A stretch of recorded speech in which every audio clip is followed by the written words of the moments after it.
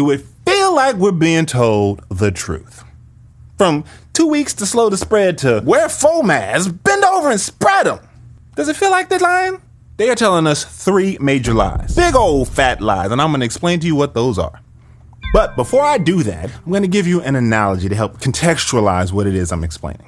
So imagine you have a very unscrupulous, murdering, psychopathic father.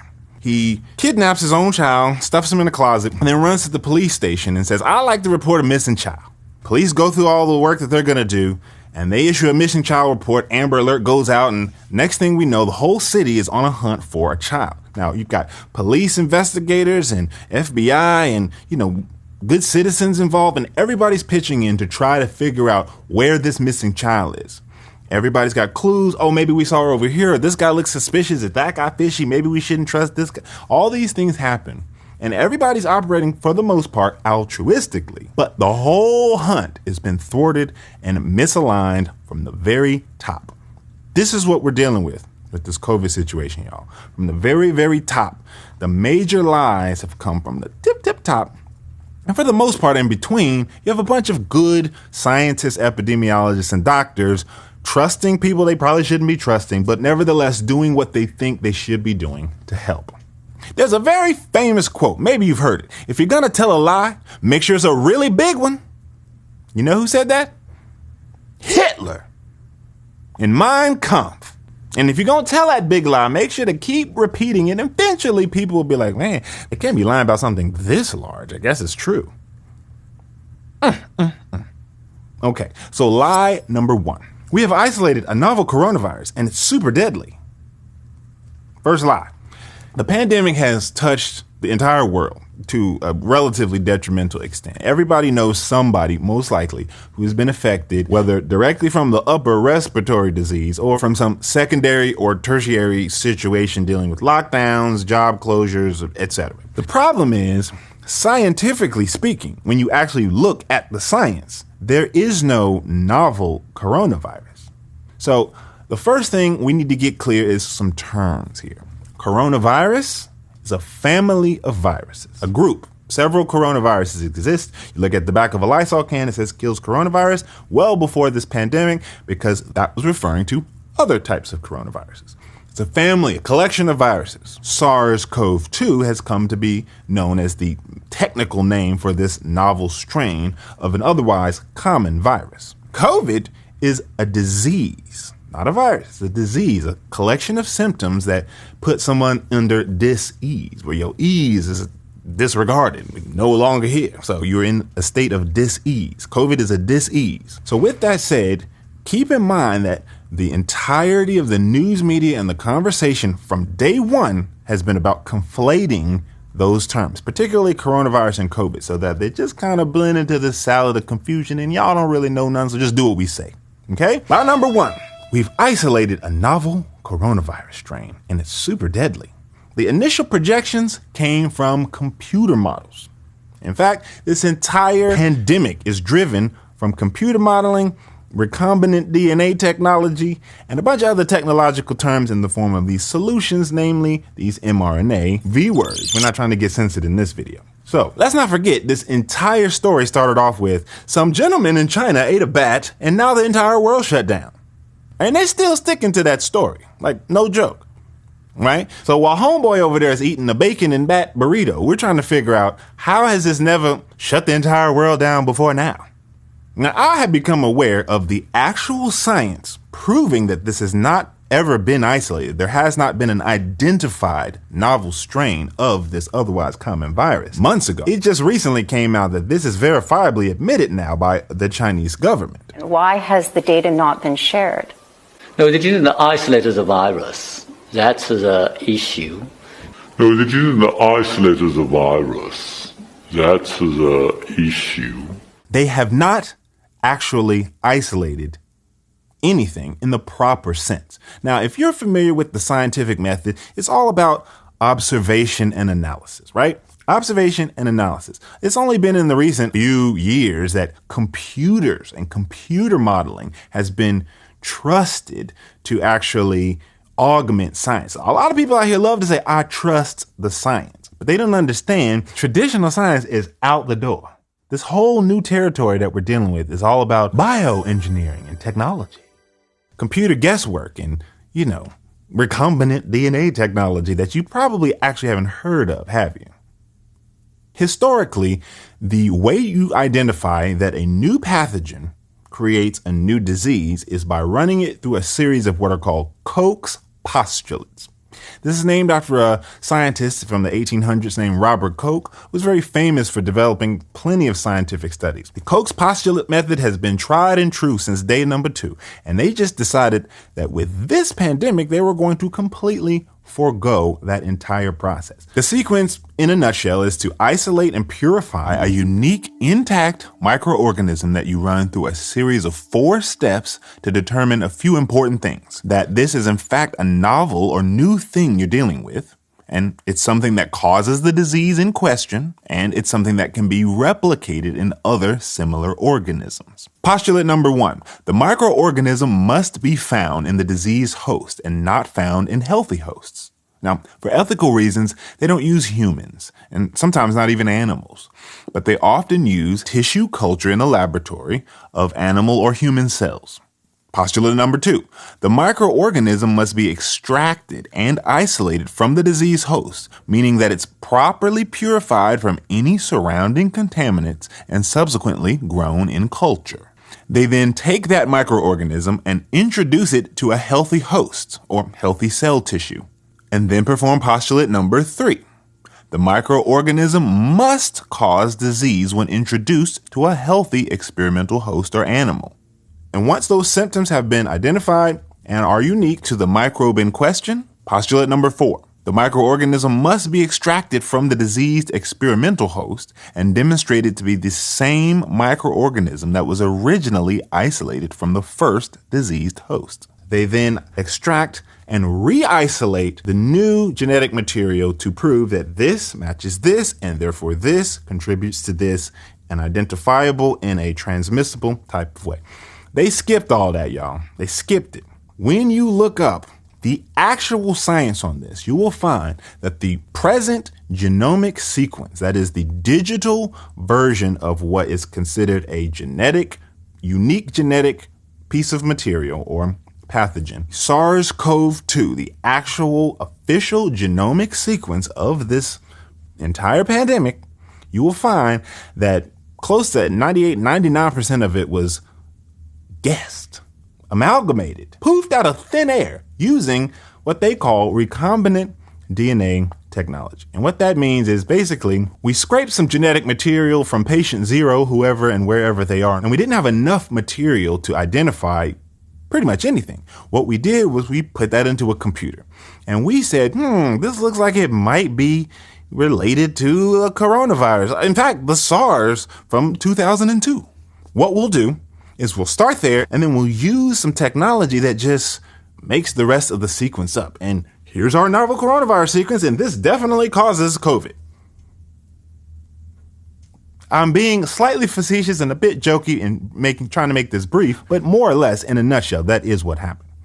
When pressed on this, the MHRA, the equivalent of the FDA in England, admitted this. So let me get this straight.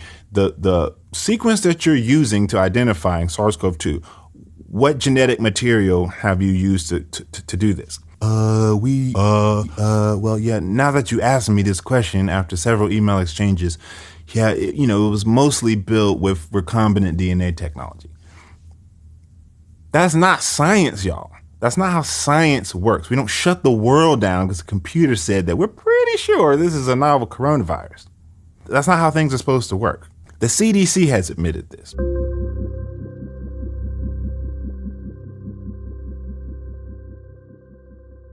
The World Health Organization has admitted this. The MHRA in the UK has admitted this. I'm not making this up. I didn't wake up one day and say, you know what, I feel like a new conspiracy today. I'm just going to make something up. Let me see. I bet they didn't even sequence this. No, that did not happen. What did happen is I began reading. And I knew that they have a history of lying to us, particularly as it relates to health measures and things that are fear and control based. They love to politicize things and make medical issues into political issues, which should never be, right? So the scientists who were cited in the 4 major studies that all are being used for the most part to say, no, we've isolated a novel virus. It has been isolated. That's fact check. We have actually isolated something. Even those guys admitted, well, we didn't purify it. We isolated what we thought was it. And the term isolation in this instance was not being used properly because it didn't imply a Koch's postulate being satisfied, nor did it admit the use of computer modeling in figuring out what we're dealing with here. Everything has been theoretical and digital, kind of in the realm of computer science, with no actual physical, tangible, actual virus ever in a laboratory or petri dish or scraped from the lungs of any person with COVID. It's all been inside of the computer in theory. So technically, there's no such thing as a novel coronavirus. Other doctors have even explained, even if there was a novel coronaviruses are a family of viruses, right? So like humans are a family of beings, right?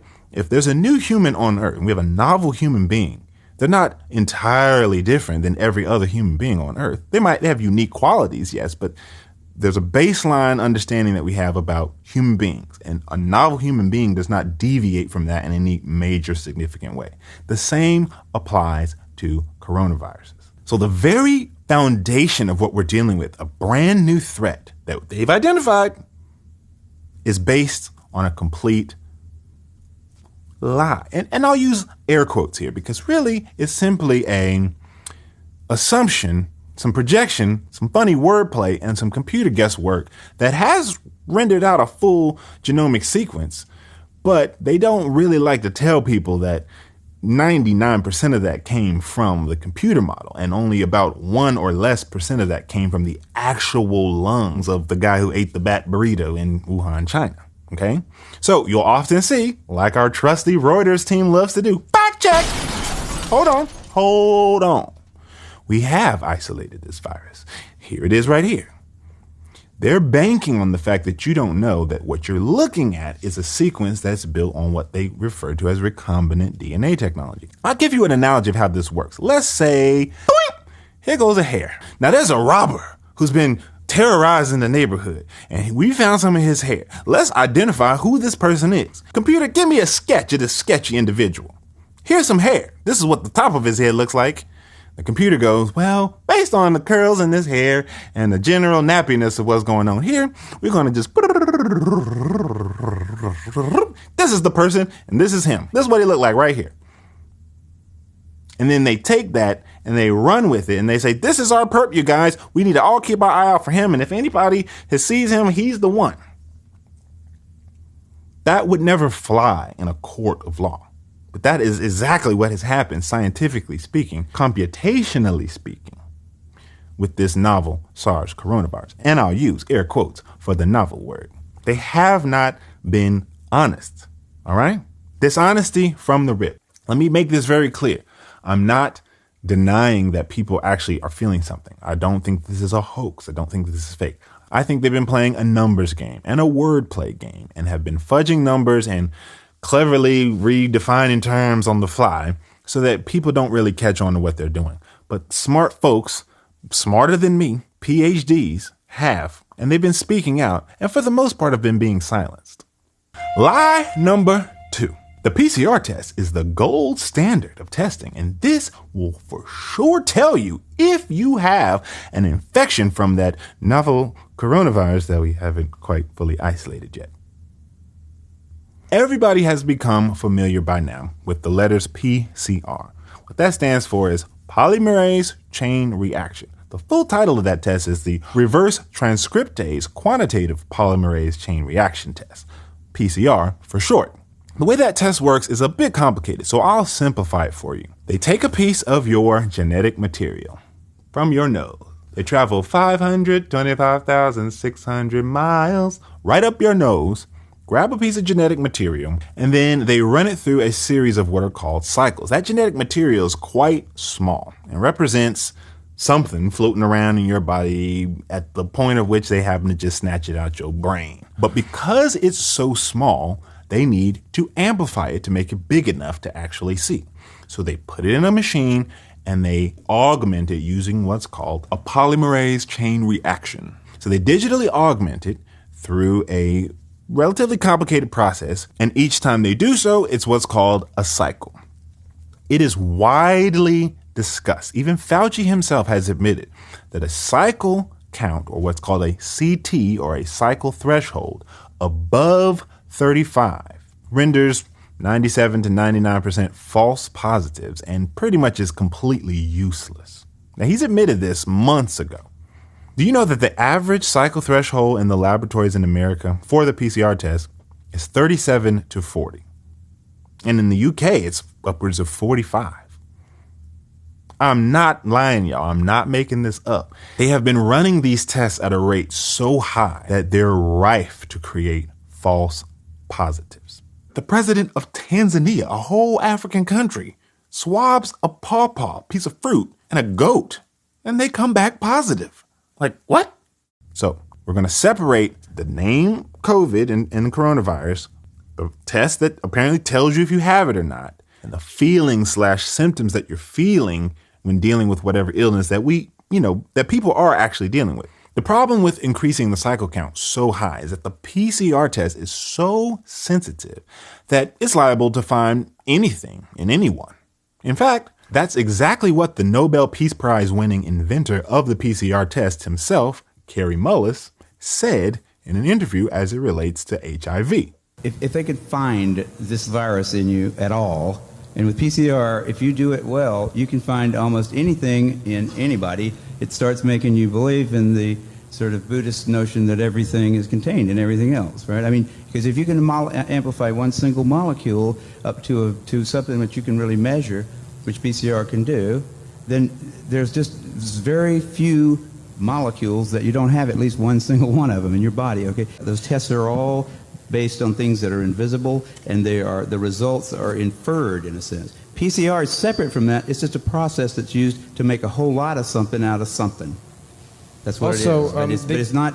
It doesn't tell you that you're sick, and it doesn't tell you that the thing you ended up with really was going to hurt you or anything like that. Now, he was talking about HIV in that clip, but people have to understand that the human immunodeficiency virus, which leads to the AIDS syndrome, is very much a comparable situation to what we're dealing with here, as the novel coronavirus leads to COVID. HIV, a virus. AIDS, a disease. Coronavirus, a virus. COVID, a disease. So keeping in mind, you can be HIV positive but not have AIDS. And everybody understands this. And the equivalent to that in COVID is being asymptomatic. Having this novel SARS coronavirus that they still haven't actually isolated or identified leads to one catching COVID. You can have it, but not necessarily have full-blown COVID. That's what they call asymptomatic. The issue here is that they've made an entire social experiment out of fear, driving fear based on the idea that asymptomatic carriers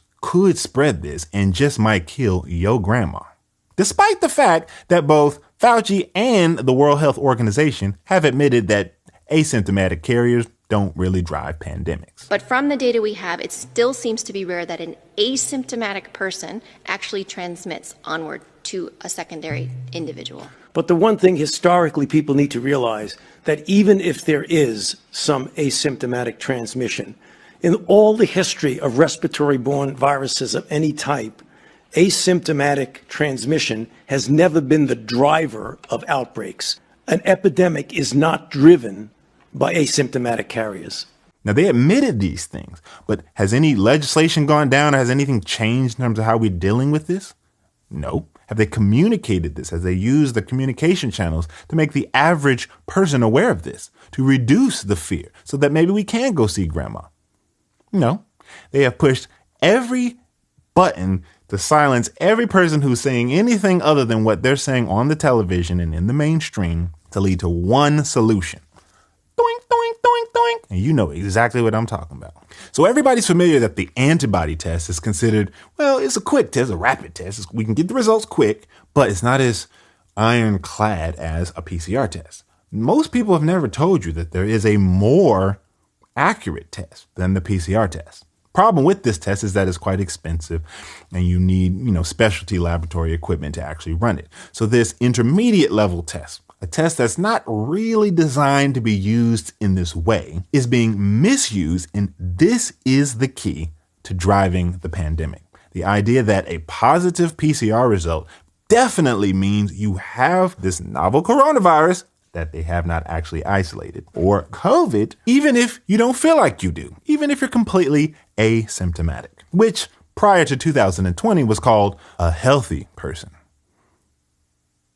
So the second lie is key, because the only test that they're trusting to tell you that you have COVID, despite whether you feel like you have it or not, is not actually designed to do that. And in fact, the inventor of this test said, never use my test for clinical diagnosis. The test is not designed for that, and it's too sensitive, and you don't know that the thing that you're identifying by this amplification process is actually enough of anything to make you sick. Or if it's part of a novel anything, it might be part of an old coronavirus, like the common cold. It might be part of some juice you got in the flu shot from 3 years ago.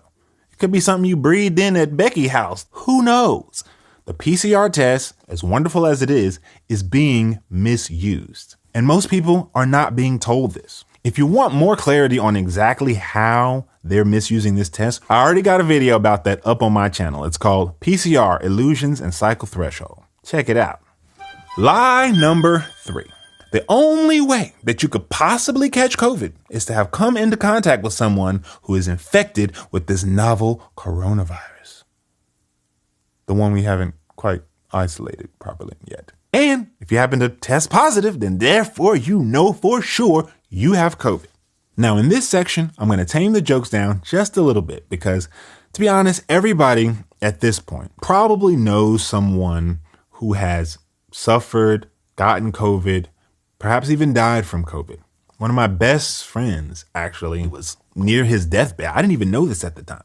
My dad's business partner lost 2 family members, a mother and a brother, to COVID.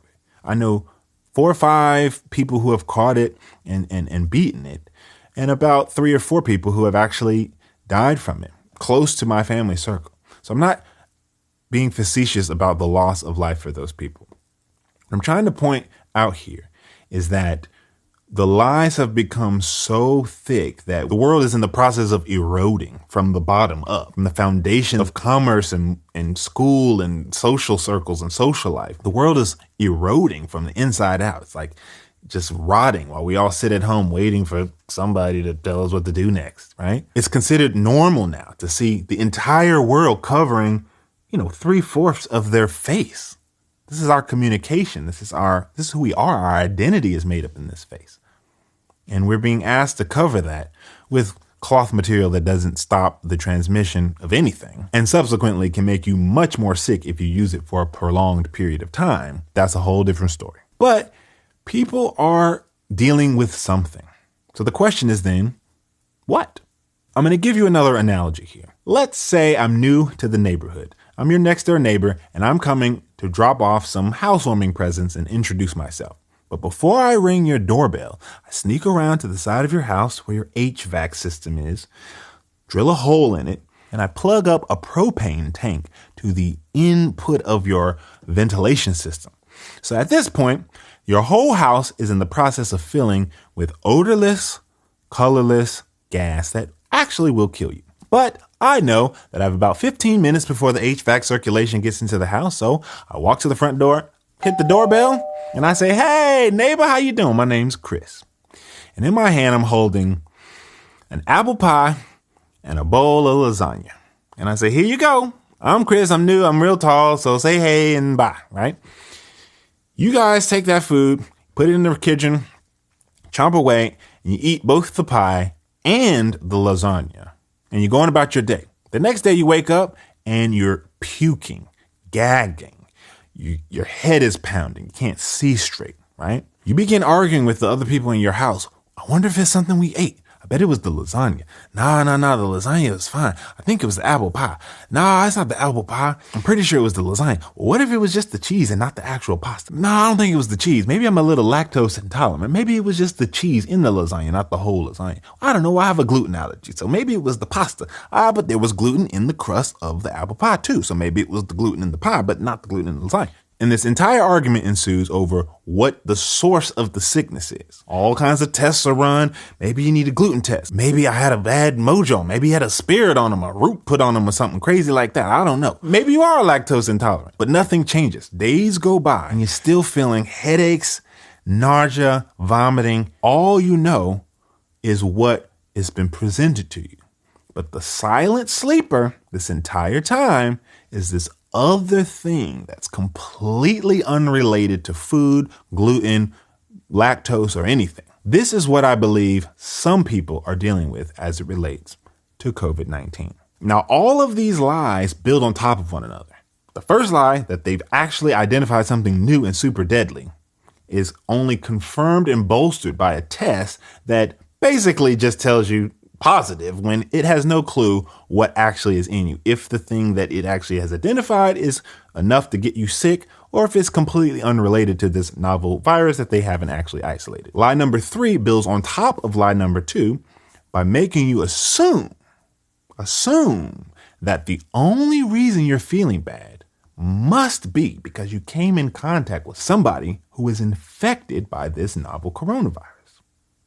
Now, we all know that flu-like symptoms pretty much have a Venn diagram overlap with, half of all the diseases that exist. Chills, fatigue, these things are common, of course, in flu, but in many other categories of issues. Did you know that the entire death reporting and the reporting for COVID since the beginning has been wrapped under PIC? On the CDC website, in the CDC death reporting, PIC is what you'll see for COVID deaths. That's pneumonia, influenza, and COVID have been lumped into one category. And those are all the COVID deaths, all however many 100,000 they at now, is all PIC deaths. Pneumonia, influenza, and COVID. Meaning there's no way for us to know how many of those deaths were actually just pneumonia, just influenza. In fact, flu is at 0%. They stopped counting the flu, y'all. The flu just disappeared. Really? The whole flu just disappeared. That seems odd, right? Or are they doing a numbers game on us? Again, where they're combining pneumonia, influenza, and COVID, all of which have similar symptoms. Does anybody remember at the start of the pandemic that the list of symptoms for COVID, had a couple things on it that were common amongst many upper respiratory diseases. But about 2 or 3 months into the pandemic, some new symptoms got added. Loss of taste and smell. Okay, and we might know people who have actually experienced loss of taste and smell. So the narrative is ironclad at this point. If you feel bad with these list of symptoms and anything else that's just general malaise, you have COVID, especially if you have a positive PCR test, and you got it from somebody who gave it to you. Probably an anti-masker. I don't have any pearls, but if I did, I'd clutch them like, ooh, anti-masker. So then what is it that's actually making some of us feel bad? Great question. Logical question. My research has put the answer to that question in 3 different categories, depending on where you live and depending on several factors. So I'm not a psychic. I won't claim to know what is causing you to feel the way you feel. But there's 3 general different buckets that people fall into who are actually feeling bad. Bucket number 1, people who are actually just experiencing pneumonia or influenza or some similar, whether it's viral pneumonia or bacterial pneumonia or some other similar issue. Their sickness is being reclassified as COVID. The second bucket is all the people whose mind is so fearful, who watch so much TV all day, every day, that the fear has caused a psychosomatic illness. And this is possible. We all know that words have power. Lies have the power to enslave, and the truth will set you free. Many of us, especially those people who love watching the news 24/7, have convinced themselves that they're sick, and they basically picked up an allergy or a cold or who knows what from who knows where. And their mind has convinced them that it's COVID. And in some cases, they follow that up with a PCR test or a rapid antigen test that has confirmed that they definitely have COVID, when they truthfully are just unhealthy. They don't take great care of their health. They don't eat well. They have a house full of toxic chemicals. Their immune floor. They're basically immune system. The minimum threshold that your immune system can handle before anything will make you sick is so low that between their mind, the stress, the lack of job security, or who knows, a million other reasons has actually made them sick. That is a thing, y'all. Psychosomatic illness is very much a thing. The third bucket is the unique one. Acute electromagnetic radiation poisoning. Now, I'm not going to say those two letters that will definitely get this video censored, but y'all all heard a lot of people talking a lot about not 1, not 2, not 3, not 4, but not A, not B, not C, not D, not E, not F, but all right. So y'all all know what I'm talking about. I am not sitting here suggesting that that is causing COVID. I don't think that that's true. What I'm saying is that when new electromagnetic radiation is introduced in rapid form, in a large scale, there are illnesses that result from that. History tells us that with the introduction of radio, with the introduction of radar and other wireless technologies, people's bodies react in a negative way when electromagnetic radiation in an increased or intense fashion is introduced into their immediate area. Now, if we look at who is funding basically everything up to this point, you will find a handful of names, almost all of which have technology ties. They are juggernauts in the technology industry.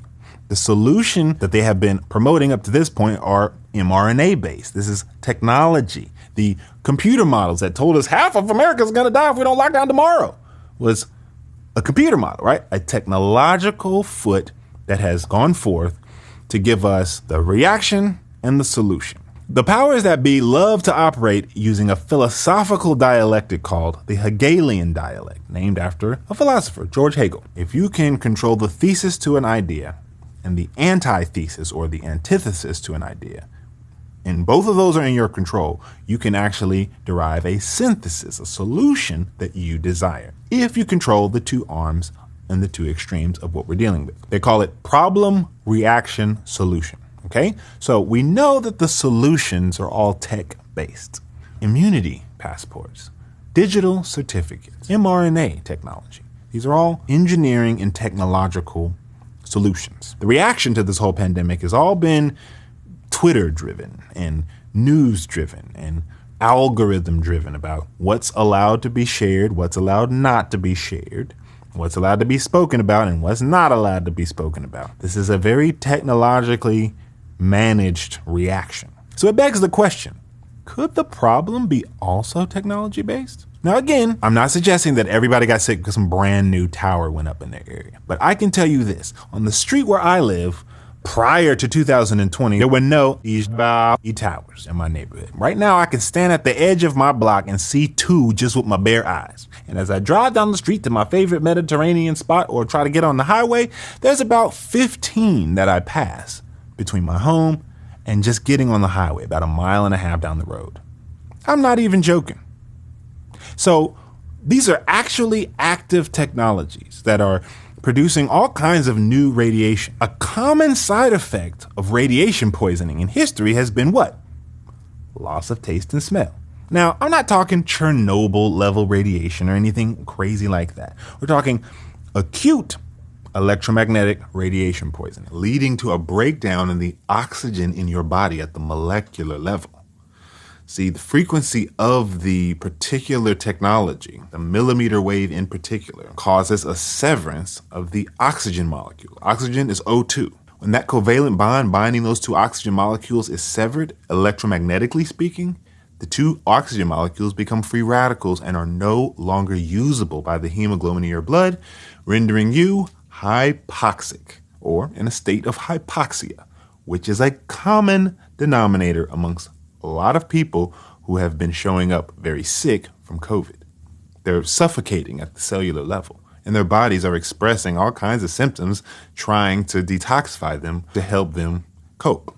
And while this does not apply to everyone, you can quite easily see how this is the silent sleeper that very few people are talking about or are even allowed to talk about. This is what I believe that the other third of people are actually dealing with. Now, I'm not just conjecturing on this. There's a lot of evidence to back this up, some of which was published even by The Lancet, a very prestigious medical journal, and then later redacted, which is kind of unprecedented as far as The Lancet is concerned. It has to pass so many thresholds of approval even to be published on The Lancet that for them to publish it and then redact it relatively like a couple days later kind of just seems a bit odd. Seems like the scientists involved were not idiots, but somebody got a call from the bat phone and said, you better take that down or all you and your family are going to die too. And they did. Okay? So this is where the earlier analogy of the gas and the HVAC system comes in. It's the thing that people ain't paying attention to. Everybody's over there arguing about what it is or what it isn't, or if you're killing grandma, you're infected and all that. And the lies have been thwarted from the very top so high, people aren't even paying any sort of attention to the very things that are actually contributing to some instances of why people are feeling bad. Now, again, I don't think that applies to everyone. Everybody does not have HVAC towers in their neighborhoods, but a lot of us do, especially if you live in the cities.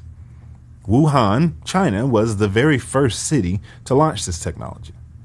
Lombardy, Italy, was another early adopter of this technology. You guys, the dots connect, but you have to be willing to think critically, and you have to be willing to admit that the news and the television are not here to tell you the truth. They don't call it television programming because they're trying to like educate you on the truth or nothing like that. All right. They are trying to program you to think a certain way.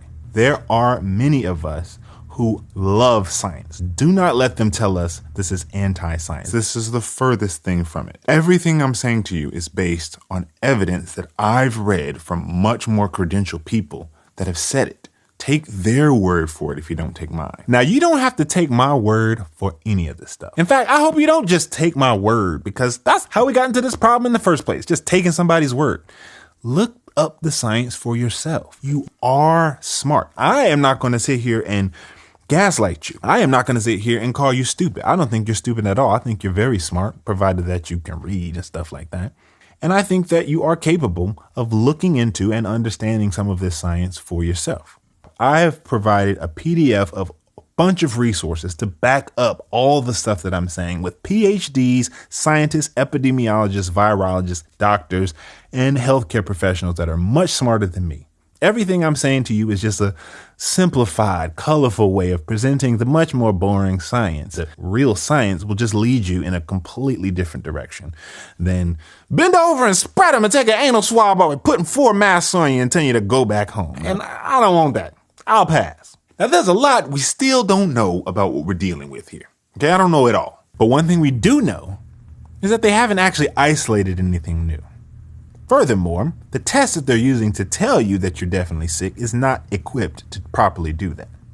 Third, it's an assumption on your part that the only reason you're feeling this way, COVID-y with these upper respiratory symptoms, is because somehow you came into contact with somebody who had this virus. Because that simply is not necessarily the case. Now, I'm using necessarily because perhaps there is something novel, something unique floating in the form of a bacteria or a virus or a spore or a fungus or who knows, right? So I want to be very fair in saying I'm not an oracle. I'm not a psychic. I don't know what everybody's dealing with. All I know is what the science actually says. The science says they have not actually properly actually identified anything novel in any way. The science also says the PCR test is being misused. I just had a wonderful phone call with a personal friend of Kary Mullis, the inventor of the PCR test. She was his doctor actually for a while. And she confirmed a lot of the things that I'm saying about what he's saying about the misuse of his tests. So I'm speaking with the individuals who actually know these people, right? I'm just a guy. I can read, but what I know is I have common sense, and I know this doesn't feel honest. I don't feel like we're in a season of honesty and transparency here. I feel like everything since 2 weeks to slow the spread till now has been a complete series of half-truths, outright lies, wordplay games, conscious convolution of coronavirus and COVID, using them so interchangeably that you can't help but assume that if you have COVID, then you definitely have coronavirus. Draconian laws, mask mandates, all kinds of things that are geared around social fear engineering and psychological manipulation. Not science, psychology, behavioral science, but not actually molecular science. I just can't help but speak up on this stuff, you guys, and share some of the things that I've been learning. And as always, I'm gonna back it up with some receipts. So you can look at the link in my bio to know some of the details and some of the science behind what it is I'm claiming here in this video. We all know people who are dealing with COVID in one way or another, okay? At this point, everybody's got to know at least somebody. Maybe you only know one person, but somebody is dealing with it. I talked to EMTs, nurses, first responders. Many of those people are wonderfully smart, good-hearted people. But because you're a doctor or a nurse or a scientist even, does not make you impervious to being deceived. There's no like, oh, I got my medical degree, so it's impossible that I can be lied to. Most doctors just took the World Health Organization at their word when they said we've identified a new virus here. Just like for my initial analogy, most police chiefs would just take a father at his word if he says his child is missing, right? But we're at a point where our country, your country, depending on where you live, is crumbling, is breaking down, eroding slowly through social measures. From three big lies from people who have built their careers off lying and dishonesty. In a capitalist world, and definitely in a communist world, it's not truth and virtue that gets you to the top. That doesn't exist, all right? From 2 weeks to slow the spread to go home, stay home, and even though all the data is suggesting that this is basically less deadly than the flu, we're going to actually implement more control, more mandates, more laws, more closures. And we're going to socially shame you for even questioning that we don't have your best interest at heart. How dare you think that we don't have your best interest at heart? I mean, look at our track record. Everything we've done from you. The FDA has put poison in your kids' cereal. The EPA has, sprayed everything on top of everything. And now you have to pay more for food that doesn't actually have pesticides sprayed on it. But we care about you. And how dare you question that? Look at their track record, y'all. From the EPA to the CDC to the FDA, we're going to put some fluoride in your toothpaste because that makes your bones stronger. Never mind it calcifies your pineal gland and makes you actually stupider and sicker. We're going to tell you it makes you smarter so that from birth, you're brushing your teeth 3 times a day with some fluoride. Y'all, they don't care about our health. It's up to us. Our health, my health, is my responsibility. If I have a cold, I'm going to do you a solid and stay home, all right? If I know I'm sick, like always through all of antiquity, I'm just going to stay my butt at home. But telling me that I am sick and assuming that because I'm not covering my face up 24/7, 365, that I'm killing grandma is social bullying. And it's not cool. It's not. And I think you probably feel that way too. In fact, I think it's a lot more of us who think independently and who just generally don't trust what we've been told from our governments that ironically have all been operating so harmoniously to our collective demise. Every single thing that they have told us from day one has been about making us sicker, weaker, less reliant on ourselves, and more reliant on the government to just tell us what to do next so that we can all go back to normal. Do you think we're going back to normal? Does it feel like we're about to go back to normal anytime soon?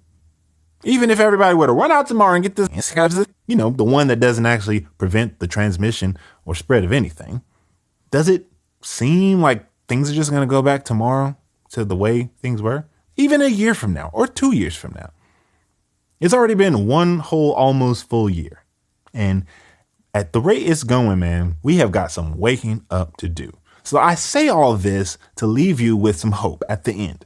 What I'm hoping to do by making this video is spark you to start doing some research for yourself and not trusting sources like Reuters or the Associated Press or the New York Times or Fox or MSNBC or CNN. These are not trustworthy sources. The science is pretty clear. And I'll say that in almost every video I make, the science is pretty clear. Don't tell me you trust the science, but don't look at the science.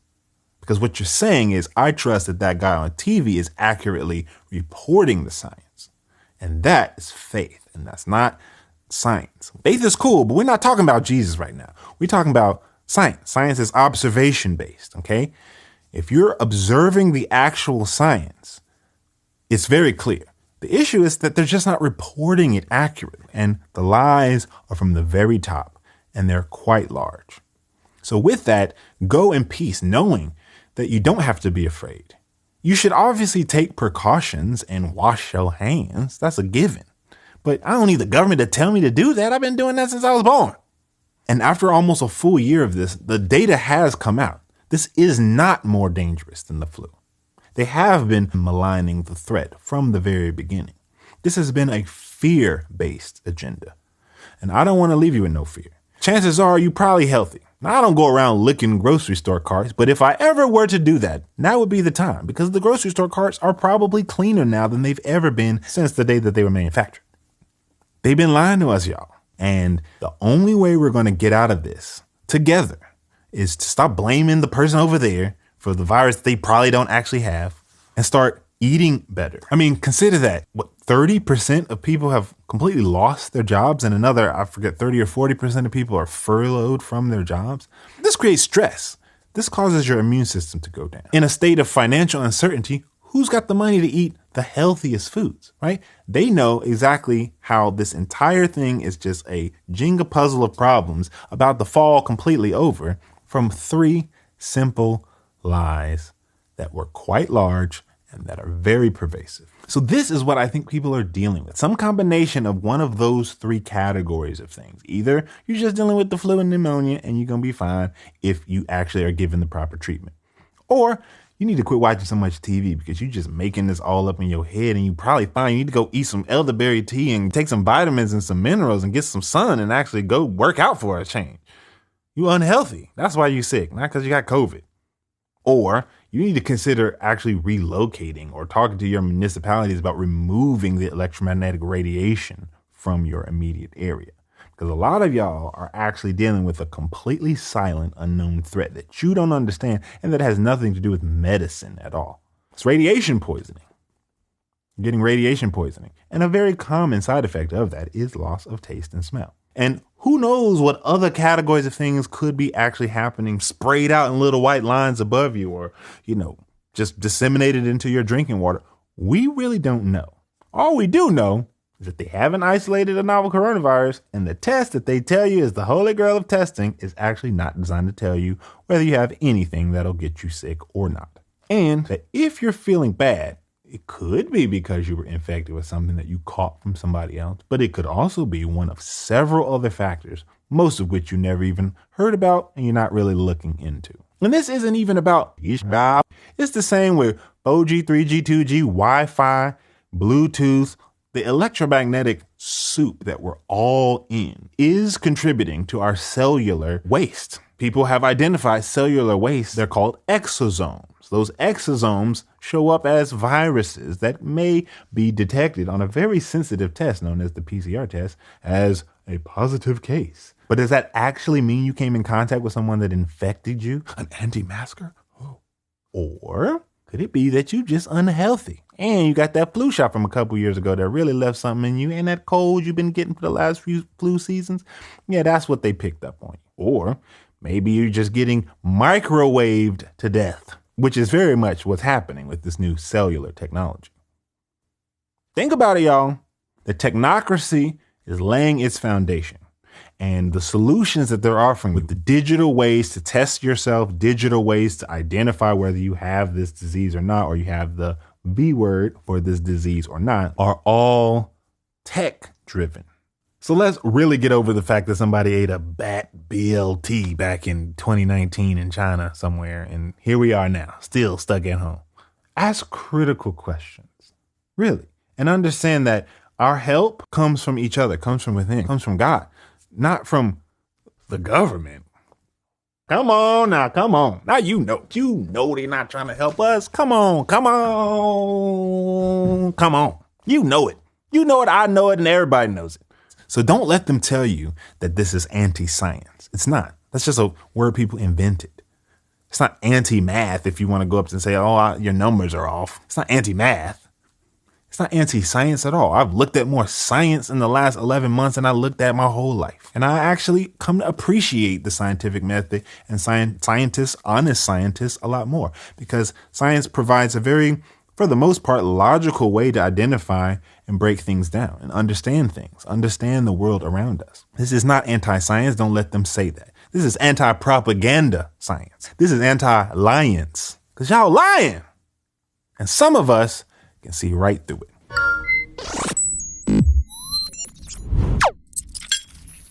As always, if you want any evidence for what it is I'm saying, click the links in my bio and start reading.